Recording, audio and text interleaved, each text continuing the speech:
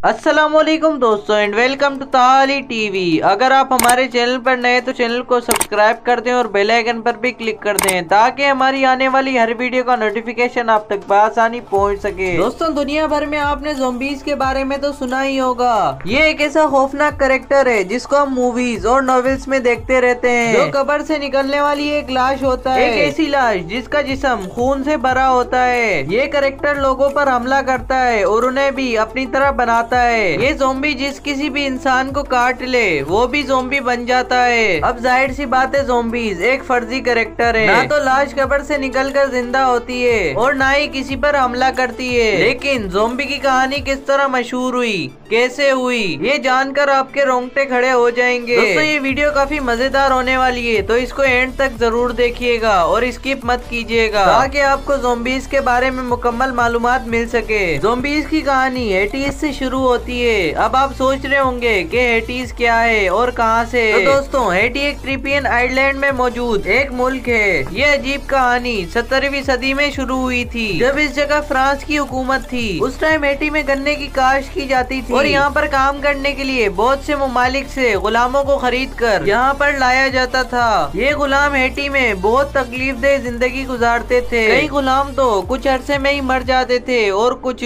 खुदकुशी कर लेते थे। जो गुलाम मर जाते थे उन्हीं की जगह नए गुलामों को तैनात कर दिया जाता था। 1804 में फ्रांस का कब्जा यहाँ से खत्म हो गया और दूर मुमालिक से आए हुए बहुत से गुलाम यहाँ पर बसना शुरू हो गए। दोस्तों इन गुलामों में से कुछ गुलाम अफ्रीका के भी थे जो अपने साथ वूडो नामी मजहब लेकर आए थे। वूडो एक ऐसा मजहब है जिसे अफ्रीका में बहुत से लोग फॉलो करते हैं। वूडो को अफ्रीका में काला जादू भी कहा जाता है। अफ्रीका के बहुत से ममालिक में आपको वूडो यानी काले जादू की बहुत सी मार्केट्स भी देखने को मिल जाएंगी जहाँ काला जादू करने वाले लोग मौजूद होते हैं। यहाँ आपको जानवरों की लाशें भी पड़ी हुई मिल जाएंगी जिनकी मदद से ये काला जादू किया जाता है। उस वक्त अफ्रीका में बहुत से लोग वूडोज यानी काले जादू को मानते थे। वूडोज मजहब को मानने वाले लोग उस वक्त ये मानते थे कि काला जादू करके मुर्दा लोगों को ज़ॉम्बीज़ बनाकर कब्र से निकाला जा सकता है। दोस्तों जाहिर सी बात है ये लोग ऐसा नहीं कर सकते थे, ये सिर्फ एक झूठ था। दरअसल इस जादू को करने वाले लोग हड्डियों, जड़ी बूटियों और मुख्तलिफ जानवरों की मदद से एक ऐसा पाउडर तैयार करते थे जिसकी वजह से इंसान पैरालाइज हो सकता था या फिर वक्ती तौर पर कोमा में चला जा सकता था या फिर यूं समझ लें कि इंसान एक जिंदा लाश बन जाता था। वूडो मजहब को मानने वाले लोग इस पाउडर को तैयार करने में माहिर होते थे। इस पाउडर को टेक्रोरोटॉक्सिन कहते हैं। हेटी में उस जमाने में वूडो मजहब और काला जादू बहुत ज्यादा फैल चुका था। जादूगर इसी पाउडर के जरिए पहले लोगों को पैरालाइज कर लेते थे। उस वक्त मेडिकल साइंस ने तरक्की नहीं की थी जिस वजह से इन लोगों को मरावा समझकर दफना दिया जाता था। उसके बाद जादूगर इन लोगों को कब्र से निकाल लिया करते थे और इनको होश में लाया जाता था और फिर ये मशहूर हो जाता था कि ये इंसान एक ज़ॉम्बी बन चुका है